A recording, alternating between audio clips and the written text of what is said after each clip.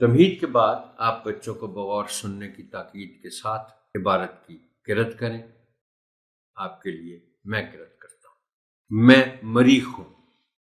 میں اس عظیم کائنات کا ایک بہت چھوٹا سا حصہ ہوں۔ اردو میں مجھے مریخ اور انگریزی میں مارس کہتے ہیں۔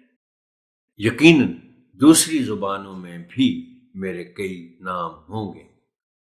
آپ مجھے دن کے وقت سورج کی روشنی میں نہیں دیکھ سکتے، البتہ رات کے وقت میں آسمان پر ایک ستارے کی طرح دکھائی دیتا ہوں، مگر میں ستارہ ہرگز نہیں ہوں۔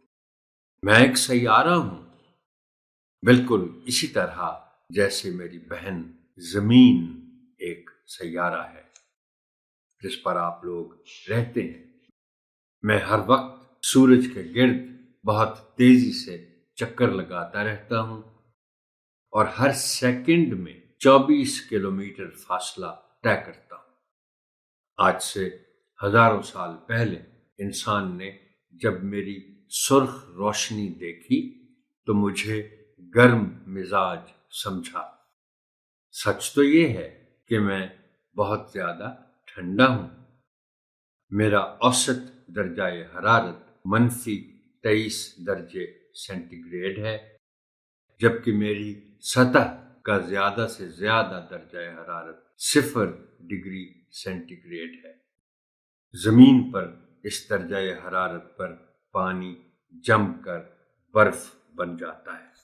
1976 میں زمین سے بھیجے گئے 2 خودکار خلائی جہاز وائکنگ اول اور وائکنگ دوم میری سطح پر اترے۔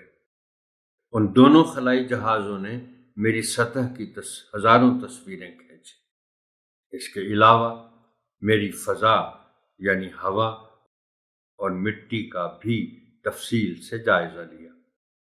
تب سے اب تک انسانوں کے بنائے ہوئے بہت سے خودکار خلائی جہاز مجھ پر اتر چکے ہیں۔ انسان خود مجھ تک نہیں پہنچ سکا ہے۔ سنا ہے کہ زمین پر موجود کچھ ادارے آئندہ 10 سے 20 سالوں کے دوران میں انسان کو مجھ تک پہنچانے کے منصوبے بنا رہے ہیں۔ کچھ اداروں نے تو مالدار لوگوں سے اس مقصد کے لیے رقم بھی جمع کرنا شروع کر دی ہے۔ اب میں جلدی اپنے بارے میں کچھ اور معلومات دیتا چلوں۔ میرا شمار پتھریلے بونے کہلانے والے سیاروں میں ہوتا ہے۔ ان میں سے سب سے پہلے ہمارا سب سے ننھا مننا بھائی عطارد ہے، جو سورج سے نزدیک ترین ہے۔ پھر بہن زہرہ آتی ہے۔ اس کے بعد میری بڑی بہن زمین کا نمبر ہے اور چوتھا نمبر میرا ہے۔ سورج عمر میں سب سے بڑے ہیں، جو آج سے 5 ارب سال پہلے وجود میں آئے تھے۔ ان کے بنتے ہی خاندان کے باقی تمام ارکان بھی وجود میں آنے کے لیے تیار ہو چکے تھے۔ البتہ ہم سب بہن بھائی یعنی نظام شمسی کے تمام سیارے سورج سے تقریباً 50 کروڑ سال بعد گیس کی انتہائی گرم گیندوں کی شکل میں ظاہر ہوئے۔ ہمیں یہ سب باتیں ماہرین فلکیات سے معلوم ہوئی ہیں۔ ہاں، تو میں بتا رہا تھا کہ میں آج سے تقریباً 4.5 ارب سال پہلے وجود میں آیا۔ اس وقت میں گیس کے انتہائی گرم گولے کے مانند تھا۔